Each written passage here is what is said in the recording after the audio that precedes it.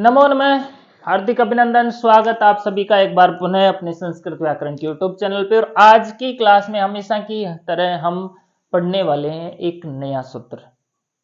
अलग क्लास, अलग सूत्र, वही सरल तरीका, वही सरल मेथड, बिल्कुल पूरी तरह से सॉल्व करके बताएंगे कि इस सूत्र का क्या काम है, क्या इसकी व्याख्या है, क्या इसका पदच्छेद है, क्या इसकी वृत्ति का अर्थ है और कौन सा इसका उदाहरण है, क्या काम है, क्या शर्तें हैं। तो शुरू करते हैं। आज की कक्षा का अपना सूत्र है रोहो सुपीही। रोने वाला रो नहीं है यहाँ पे। रो का मतलब है यहाँ पर, जब हम रो को देखते हैं यहाँ पे, तो रो का मतलब है यहाँ पर रू। रो का क्या मतलब है? रू। ठीक है।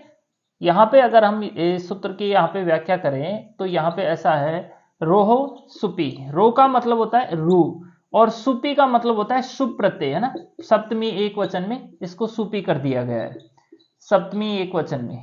ठीक है। ये शर्त होती है, जब भी किसी सूत्र में जो कंडीशन होती है, जो शर्त होती है, वो सप्तमी की विभक्ति के अंदर होती है।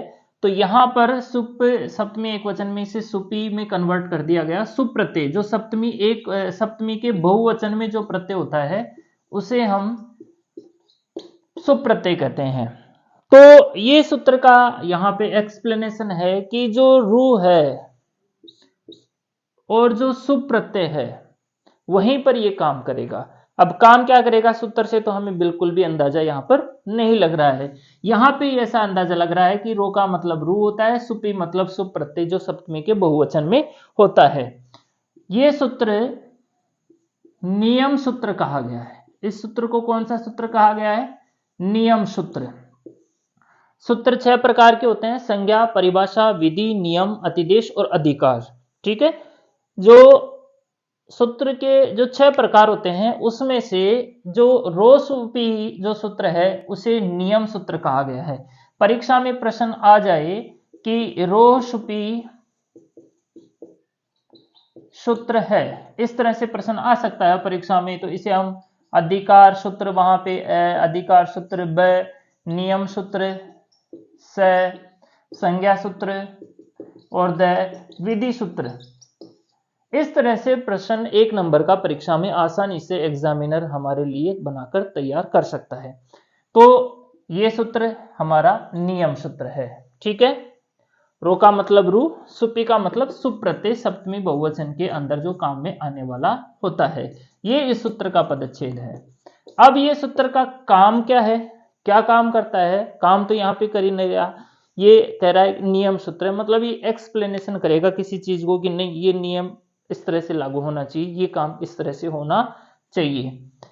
यहां पे जब हम वृत्ति के अर्थ की ओर चलते हैं तो रो रेव मतलब कि रू के रह को ही, रू के रह को ही क्या होता है? विसर्ग होता है। रू के रह को ही विसर्ग होता है सुप में। सिर्फ रू के रह को ही विसर्ग होता है जब हम सुप प्रत्यय करते हैं और उसके अंदर जब रह होता है और हमें सिर्फ विसर्ग करना होता है तो हमारे पास रू का रह होना चाहिए, अन्य रह को यहां पर विसर्ग नहीं होगा। ठीक है। जैसे कि हम इसके उदाहरण की बात करें, यहां पे हम सिद्धि बनाएंगे चतुर्षु सिद्धि। चतुर्षु सिद्धि के अंदर क्या होता है? देखो, चतुर शब्द होता है और यहाँ पे सप्तमी बहुवचन में सुप प्रत्यय होगा, अनुबंध लोप हो जाएगा, पैका लोप हो जाएगा अलंत्यम से, और यहां पर क्या बचेगा अपने पास?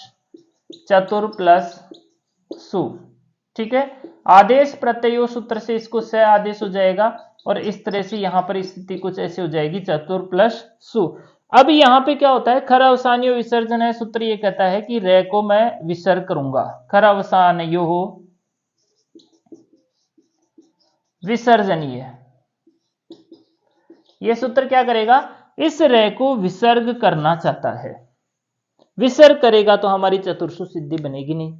इसी चीज को यहां पे समझाया गया है रोरेव सूत्र के माध्यम से कि खर अवसानियो भाई साहब, जब आपके सामने सुप प्रत्यय हो जाए, जब आपके सामने सुप प्रत्यय हो जाए और वहां पर जो रह होता है, आप किसी भी रह को विसर्ग नहीं कर सकते हैं। आप सिर्फ रू के रे को ही विसर्ग करेंगे। कब करेंगे? सिर्फ शुभ प्रत्ययों में। ठीक है, शुभ प्रत्यय में आपको और रे को हाथ नहीं लगा सकते, आप सिर्फ रू के रे को ही विसर्ग कर सकते हैं। ऐसा नियम ये सूत्र बनाता है, इसीलिए इस सूत्र को नियम सूत्र कहा जाता है। और यहाँ पे इस विसर्ग का निषेध हो जाता है। यहाँ पे हम कह दें इस सूत्र को कि ये सूत्र विसर्ग का निषेध करता है। एक तरह से विसर्ग का निषेध नहीं करता है, लेकिन ये कहता है कि नहीं नहीं, आप सिर्फ रू के रे को ही विसर्ग कीजिए, रे को विसर्ग आप रू के अलावा रे को आप विसर्ग नहीं कर सकते। तो ये था आज की क्लास का अपना सूत्र रोहो सुपी, इसका उदाहरण चतुर्षु। आगे भी इसके अंदर और सूत्र आएंगे, अभी चतुर्षु सिद्धि पूरी बनी नहीं है। धन्यवाद।